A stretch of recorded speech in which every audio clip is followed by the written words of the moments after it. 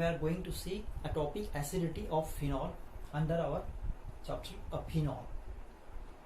So here we will see the phenols are acidic in nature. Are they weakly acidic or strongly acidic in nature? So we all know the acidity is what? It is nothing but the tendency to lose a proton or compound which on dissociations gives a proton that we called as acid.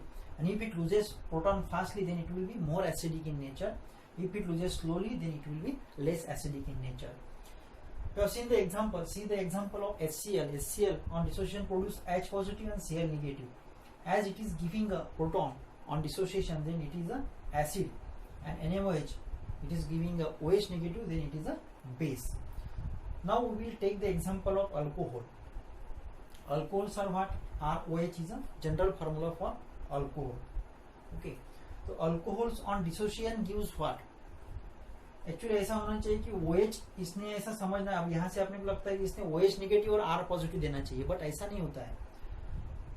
अब actually alcohols on dissociation gives RO negative, यहाँ से H positive निकल जाता है, H positive अलग होता है. So this is a RO negative plus H positive. That's why alcohols are showing a acidic nature, in acidic nature, because they are giving the protons. We can also take the example of aromatic alcohol, that is cyclohexanol. Cyclohexanol, that is alcohol. This also produces this alkoxide ion, this ring, hexane ring and O negative, like this only. This is aliphatic, this is aromatic, and H positive. So see, here on dissociation, what is producing here? Alkoxide ion is a common. Alcohol gives alkoxide ion and proton. Okay. Whereas alcohol compounds with OH groups are generally weakly acidic. It is termed as a weakly acidic because it gives a protons on dissociation. But that acidic nature depends on the stability of this alkoxide ion. If it is a more stable, that means the protons ion will remain as it is. अगर ये ज्यादा stable होगा तो protons ions as it is रहेंगे, इसका मतलब ज्यादा acidic होगा. और स्टेबल है तो जल्दी छोड़ देगा, लेकिन ऐसा नहीं होता है. तो compounds with OH groups are weakly acidic in nature. अभी अब हम फिनॉल का एग्जांपल देखेंगे. This is the structure of phenol. So phenol on dissociation gives a phenoxide ion, same benzene ring, O negative plus H positive. वे अपने को देखना है कि which are more acidic in nature. Alcohols acidic in more acidic है या phenol ज्यादा acidic है. अभी आपको एक समझ में आ गया होंगे कि अगर आफ्टर डिसोसिएशन अगर ये जो आयन तैयार हुआ जिसकी स्टेबिलिटी ज्यादा रहेंगी तो वो ज्यादा एसिडिक रहेगा. एक कॉमन पॉइंट. अगर ये स्टेबल है तो इसको हाथ में लगाएंगे, it will remain as it is, ये एज इट इज रहेगा सोल्यूशन में. इसका मतलब एसिडिक नेचर उसका बरकरार रहेगा. But if it is not stable, then what will happen? It will again tend to catch it and again a reversible reaction. There will be a reversible reaction. That it means there will be the reduction in the hydrogen ion concentration. And acidic nature is depends on the hydrogen ion concentration. The first point, we will see the pK values. See, pK is nothing but a negative log of Ka. And if in short you see, if pK increases, then Ka decreases. अगर pK की value बढ़ती है तो Ka की value decrease होती है. अगर pK की वैल्यू डिक्रीज होती है तो Ka की वैल्यू इंक्रीज होती है, means inversely proportional in short.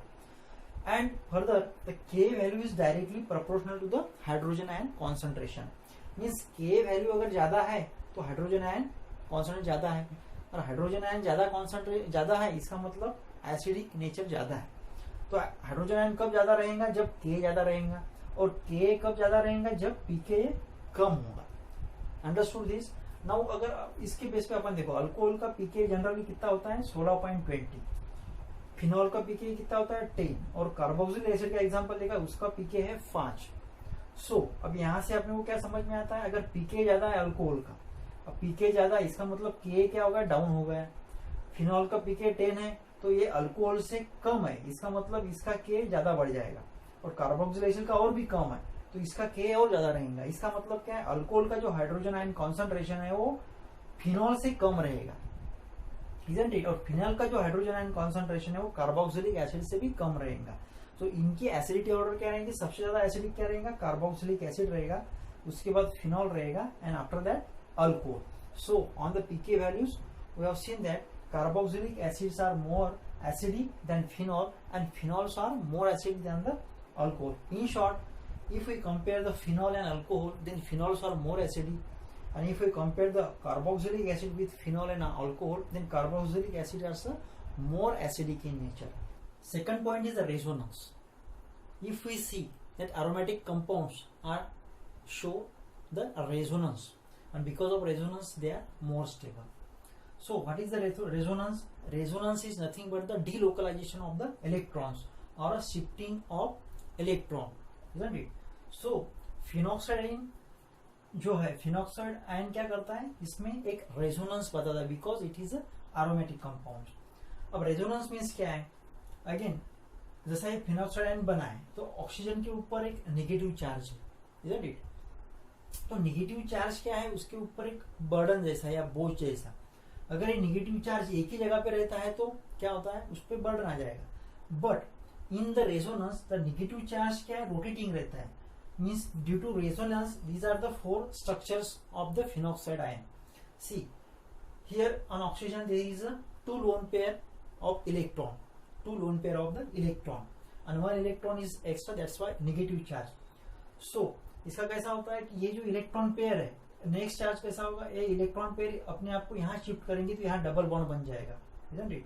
तो यहाँ जो डबल बॉन्ड है इसके अंदर की जो पेयर है इलेक्ट्रॉन पेयर, ये इस कार्बन पे आ जाएंगे तो यहाँ पे क्या होगा, निगेटिव चार्ज आ जाएगा. मीन्स यहाँ का निगेटिव चार्ज यहाँ आ चुका है, isn't it? तो इसके बाद क्या होगा, फिर से ये नेगेटिव चार्ज जो ये क्या करेंगे, यहाँ डबल बॉन्ड बनाएगा, और ये डबल बॉन्ड का जो इलेक्ट्रॉन पेयर है, इसका जो डबल बॉन्ड है वो एक कार्बन पे आ जाएगा इलेक्ट्रॉन पेयर, तो यहाँ पे एक नेगेटिव चार्ज आ जाएंगे एक्स्ट्रा, isn't it?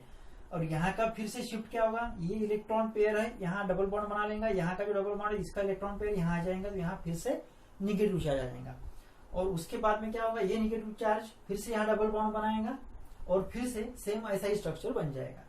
तो इसके अंदर रेजोनेंस के अंदर क्या हुआ, जो ये बर्डन निगेटिव चार्ज है इसमें क्या है, ये निगेटिव चार्ज यहाँ डीलोकलाइज हो रहा है, मींस शिफ्टिंग हो रहा है. तो अगर आप किसी एक को, फॉर एग्जांपल अगर किसी को मैंने एक आदमी को काम बोला है कुछ, तो आपको ही एक दूर तक कुछ तो भी एक ले जाना है, आपको बोझा ले जाना है, कुछ काम करना है, अकेला आदमी जाएगा तो क्या होगा, अकेला आदमी जितने दूर जाएगा तो वो थक जाएंगे जल्दी. लेकिन उसके साथ और 2-4 जने अगर रहेंगे, बोलेंगे हम क्या करेंगे, थोड़ा टाइम के बाद हम शिफ्टिंग करते रहेंगे उस बोझे को या उस वेट को, उस काम को, जो भी काम रहेगा. तो उससे क्या होगा, पहला ये थोड़ी देर के लिए ये पकड़ेगा, थोड़ी देर के लिए वो लेगा, थोड़ी देर के लिए वो लेगा, बाद में वो लेगा. जिससे क्या होगा, वो शिफ्टिंग हो रहा है, वो चारों में क्या हो रहा है, वो काम शिफ्टिंग हो जा रहा है. तो किसके कारण चारों की एनर्जी एक स्टेबल रह रही है, क्योंकि सब पे लोड नहीं आ रहा है. तो ऐसा ही रेजोनेंस के अंदर क्या जो निगेटिव चार्ज रहता है इसका ये शिफ्टिंग होता है, तो ये स्ट्रक्चर पे क्या लोड नहीं आता है. इसके कारण these structures are more stable resonance structure, because ये जो काम है ये भी कर रहा है, ये भी कर रहा है, ये भी कर रहा है, ये भी कर रहा है, फिर से ये कर रहा है. तो ये क्या हो रहा है, 1 by 1 they are sharing the negative charge, so this structure becomes more stable. But hence it is more acidic. अब स्टेबल है तो एसिडिक रहने वाला, क्योंकि आपने बोला जब फिनॉक्साइड आयन बन चुका है तो वो इससे अगर स्टेबल है तो वो हाइड्रोजन आयन को हाथ नहीं लगाएगा. So it is a more prone to give the more number of hydrogen ion, so it is more acidic. But in case of alkoxide ion में क्या होता है, there is a no resonance. पहली बात रेजोनेंस है क्या, उसमें नहीं है. So it is a less stable and less acidic. Resonance नहीं है, इसका मतलब क्या, ये जो ऑक्सीजन है इसके पास जो नेगेटिव चार्ज है, ये पूरा सफर में इसको ही ढोना है, ऑक्सीजन को ही कैरी करना है. तो अकेले आदमी अगर लेके जाएगा इतना लंबा तो वो थक जाएगा, तो अनस्टेबल रहेगा क्या, नहीं स्टेबल नहीं रहेगा. यहाँ पे 4 जने थे, यहाँ पे अकेला ही है, इसलिए क्या होगा, this is a less stable and this is a less acidic in nature. तो ये क्या करेगा, प्रोटॉन को जल्दी छोड़ेगा नहीं, छोड़ा तो भी जल्दी ले लेगा फिर से. So this alkoxide ion doesn't show a resonance, that's why they are less stable and less acidic nature as compare to phenol और phenoxide ion. So phenoxide ion is more stable, alkoxide ions are less stable. So phenols are more acidic than the alcohol. Clear? Next is the third point is the percentage of S character. S character means what? In sp hybridization we have seen there are sp, sp2, sp3 hybridization. Acidity कैसा directly proportional रहता है S character के साथ. अगर S character ज्यादा है तुम्हारे structure के अंदर तो एसिडिटी ज्यादा होता है. इसका मतलब देख, कंपेयर करो. sp3 में क्या है, एक एस है 3 पी है मीन्स 1/4, तो एस का परसेंटेज ऑफ शेयर कितना होगा 25%। फिर sp2 में एक एस है 2 पी है तो 1/3 मीन्स 33.33% ऑफ एस कैरेक्टर। और sp के अंदर इससे भी ज्यादा है क्योंकि एक एस और एक पी है मीन्स आधा आधा है तो 50% शेयर होगा। तो in case of alcohol structure we have seen there is a sp3 hybridization, whereas in case of phenol or phenoxide ion there is a sp2 hybridization. So here S character is more as compared to alcohol. So phenols are again more acidic than alcohol. Again last point we are seeing that effect of substituent on acidity. Phenol तो है, अब ये phenol तो अपने को पता होगा कि phenol is acidic then alcohol. But अगर फिनॉल के ऊपर अगर ऐसा कोई ग्रुप अगर अटैच होता है, ऐसा ग्रुप कि जो एक तो फिनॉल को इलेक्ट्रॉन सप्लाई भी कर सकता है या फिनॉल के इलेक्ट्रॉन खुद के साथ भी ले सकता है, means either it may be electron donating group or electron withdrawing group. So वो क्या होगा, प्लस इंडक्टिव हो, it may have the plus inductive effect और minus inductive effect. Plus inductive effect means it will donate electrons, whereas minus inductive effect means it will withdraw the electron. So अभी देखो ये इतना बोला, यहाँ क्या बोला था मैंने, यहाँ इलेक्ट्रॉन जो चार्ज है वो शेयर हो रहा है जो भी है, इसके कारण ये स्टेबल है। अगर इसके ऊपर फिर से मैं अगर इलेक्ट्रॉन और डाल रहा हूं, ऑलरेडी इलेक्ट्रॉन तो है उसके ऊपर और बोझ ले जाके डाल रहा हूं, तो क्या होगा, प्लस इंडक्टिव इफेक्ट क्या करेगा, इलेक्ट्रॉन डोनेटिव ग्रुप क्या करेगा, इसकी इलेक्ट्रॉन डेंसिटी और बढ़ा देगा। और इलेक्ट्रॉन डेंसिटी अगर ज्यादा आ गई तो जो लोग चार अच्छी तरह से काम कर रहे थे उनको परेशानी होगी क्या नहीं। सो तो स्टेबिलिटी में क्या होगा, इसकी स्टेबिलिटी थोड़ा डिक्रीज हो जाएगा। तो स्टेबिलिटी डिक्रीज होगा तो क्या होगा, फिर लेस एसिडिक बन जाएगा, इजंट इट। वही अगर निगेटिव इंडक्टिव इफेक्ट वाला कोई ग्रुप जुड़ता है, suppose x is a substituent, if x is a negative, x is showing A negative inductive effect और इलेक्ट्रॉन विड्रॉइंग इफेक्ट, तो कैसा होगा, यहाँ ऑलरेडी चार्ज है आपस में शेयर कर रहे हैं इलेक्ट्रॉन्स, इजंट इट। अगर ऐसा और एक ग्रुप आ गया कि जो बोल रहा है ये चारों, भाई मैं भी शेयर करता हूं तुम्हारा, इसका मतलब क्या होगा, इनका काम और हल्का हो जाएगा और इनकी स्टेबिलिटी और बरकरार हो जाएंगी। सो निगेटिव इंडक्टिव इफेक्ट वाला क्या करेगा, इसकी जो इलेक्ट्रॉन डेंसिटी ऑलरेडी है उसको कैसे डिक्रीज करेगा, by sharing it, by, isn't it. So it decreases the electron density on the ring, और इलेक्ट्रॉन डेंसिटी कम हो जाती है, उसके लिए उनका काम इजी हो जाएगा तो वो ज्यादा स्टेबल बन जाएगी, तो स्टेबिलिटी विल इंक्रीज, और स्टेबिलिटी इंक्रीज होती है तो वो अगेन मोर एसिडिक बन जाएगा। तो इसका मतलब फिनॉल तो है एसिडिक, बट फिनॉल के ऊपर जो ग्रुप लगने वाला है, जो सब्स्टिट्यूएंट लगने वाला है, उसका नेचर क्या है वो भी उसकी एसिडिटी डिफाइन करता है।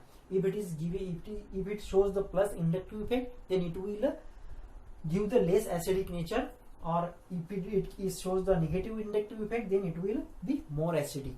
So for example plus inductive वाले CH3 group and negative inductive effect वाले NO2 group. So this is the effect of substituent on the acidity of the phenol. So this is all about the acidity of phenol. So we have seen the phenols are more acidic than alcohol and how they are acidic, that also we have seen. And this is the one of the important topic. There must be a question on this topic. Generally they are asking on the explain the acidity of phenol, so you have to explain all these things. Okay, thank you.